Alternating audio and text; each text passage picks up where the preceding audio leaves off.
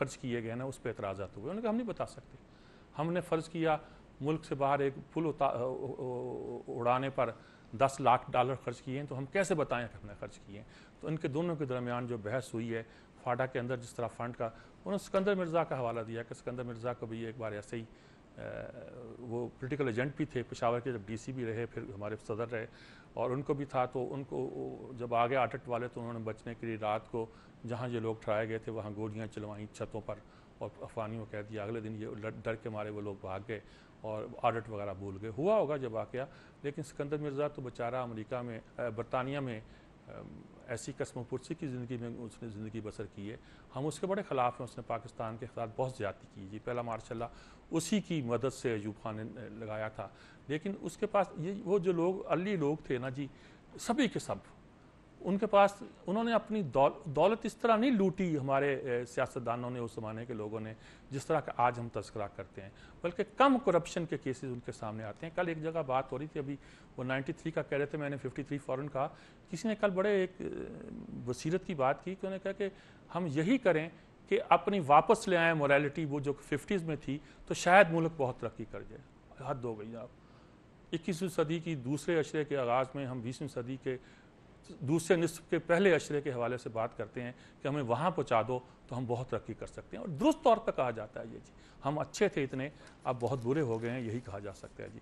بہرحال اسی کے ساتھ ہم کالز لیتے ہیں جی, بات کرتے ہیں. السلام علیکم جی. وعلیکم السلام. میر صاحب عمیر راجہ بول رہا ہوں راولپنڈی سے. جی جی میر صاحب میں یہ کہنا چاہتا ہوں کہ رمضان کا مہینہ بھی ہے, 14 اگست بھی آ رہی ہے. میری پاکستانی قوم سے ہاتھ باندھ کے التجا ہے کہ وہ الطاف زرداری میاں صاحبان یا باقی چھوٹی جماعتوں سے زیادہ محبت پاکستان سے کرے. یقین کریں سب کچھ ٹھیک ہو جائے گا, کسی چیز کی ضرورت ہی نہیں پڑے گی. میں یہ کہتا ہوں. کٹ گیا جی. عمیر راجہ صاحب بڑی جم کے اور واضح گفتگو کیا کرتے ہیں.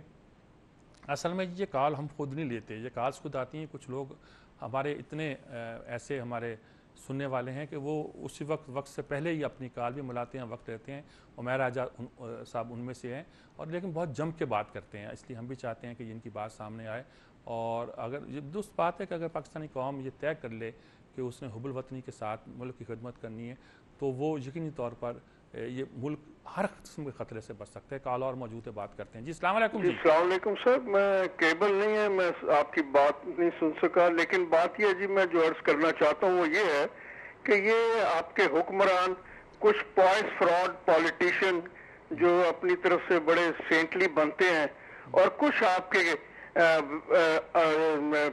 کے جو گرینڈ پوائنٹنگز ہیں, ٹی وی اینکرز جو فیملی شوز جنہوں نے ایک اپنا طرح امتیاز بنا لیا ہے, وہ آ کے یہ کہتے ہیں, اور اس میں ایسے لگتا ہے جیسے دنیا کے ایٹم بم غریب قوم پہ ڈال دیے کہ جی قوم ٹیکس نہیں دیتی, 8% ٹیکس دیتی ہے.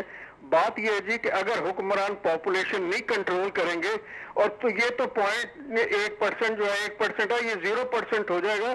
ان کی کوئی پرائرٹی نہیں ہے. میں سمجھتا ہوں کہ جتنا پاکستان میں ٹیکس ڈائریکٹ بھی دیا جاتا ہے, انڈائریکٹ تو ہزاروں % جو یہ کھال اتارے ہیں, یہ 19.5 بلین یا 18 بلین ٹریلین روپیز کہاں سے ہوئے ہیں؟ میرے آپ کے پیسوں سے. اور ان لوگوں کے ٹیکس نہیں ہے جو دے نہیں سکتے, سیلریڈ کلاس سے جو غریب آدمی ہے, اور پھر یہ جھوٹ بولتے ہیں کہ سبسڈیز دے رہے ہیں تیل پہ. میرے آپ کے پیسوں سے یہ لیوی سے اور ہر طریقے سے خربوں روپے کما کے یہ بھی قوم کے اوپر تانا مارتے ہیں. ایسے سیاستدانوں کو میں رات کو ایک پروگرام سن رہا تھا, وہ بڑی پوانٹیفیکیشن کر رہے تھے. اسی طرح جی ٹیکس کے بارے میں ان کا خیال ہے ہم بہت ٹیکس دیتے ہیں, یقیناً بہت ٹیکس دیتے ہیں. ٹیکس ہم سے بہت لیا جاتا ہے. کئی جگہ تو سچ مچ آپ چلے جائیں یہاں کسی 5 اسٹار ہوٹل میں, اس وقت ایک 5 اسٹار ہوٹل میں 1 2 3 4 5 ہزار لوگ افطاری کرتے ہیں, اور 1200-1300 روپے پر ہیڈ لیا جاتا ہے اس پہ. اب شہر کے دوسرے ہوٹلوں میں اتنے مہنگے جو ہوٹلوں میں افطاریاں, اور 700-800-900 کی افطاریاں, ان کا جو ٹیکس ہی دیتی ہے یہ قوم 16% کے حساب سے, وہ کم نہیں ہوتا. ایک ماہ رمضان کے مہینے میں اتنا ٹیکس اکٹھا ہو جائے گا کہ خاصی بڑی تعداد میں لاہور, کراچی اور اسلام آباد جیسے شہروں سے اکٹھا ہو جاتا ہے. ہم نے اس کی ایون ڈسٹریبیوشن بھی نہیں کی ہوئی نا جی.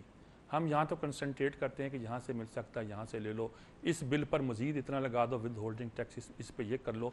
वही हम करते हैं, डायरेक्ट टैक्स जो लोगों से लेना चाहिए वो शायद हम ले नहीं पाते। ये काल और मौजूद बात करते हैं। जी अस्सलाम वालेकुम। जी अस्सलाम वालेकुम। जी वालेकुम सलाम। अच्छा, मैं भाई ये सिर्फ कहना चाहूँगी कि फ़ौज जो है ना, हमें सिर्फ डैम बनवा दे, काला डैम अपनी निगरानी में बस, और इसके सिवाय हम उससे कुछ नहीं चाहते कि वो लंबा होकर बैठ जाए या पकड़ के बैठ जाए हुकूमत। Thank you. अच्छा जी, इनका कहना है कि फ़ौज एक काम कर दे कि कालाबाग डैम बना दे। देखें ये काम ये नेशन कौमी विल का है जी, तो क्यों फ़ौज से की जाती है, उसकी कई वजह है, ठीक है, दुरुस्त है।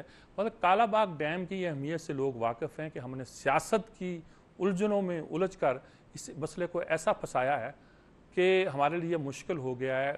कालाबाग डैम अगर बन गया होता तो इस वक्त बिजली का क्राइसिस जो है ना हमारे यहाँ इस हालत में, या पानी का क्राइसिस कभी इस हालत में ना होता। लेकिन बहरहाल अब अल्लाह बेहतर करेगा। एक कॉल और मौजूद है, बात करते हैं। जी अस्सलाम वालेकुम। जी अस्सलाम वालेकुम जी, मीर साहब मंसूर बात कर रहा हूँ जी।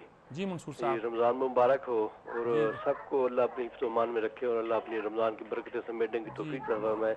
कल जो पाकिस्तानी वहाँ बेचारे फोत हुए, मैं अपने घर वालों के साथ बराबर काम का शरीक हूँ गम में, और अब ये पता चलेगा कि भी हमारी पुलिस या हमारे तो पाकिस्तान हो गया गंदा। अब वहाँ देखो वो लोग पकड़े जाते हैं या नहीं पकड़े जाते हैं, ये इम्तिहान है गवर्नमेंट बरतानिया का जी।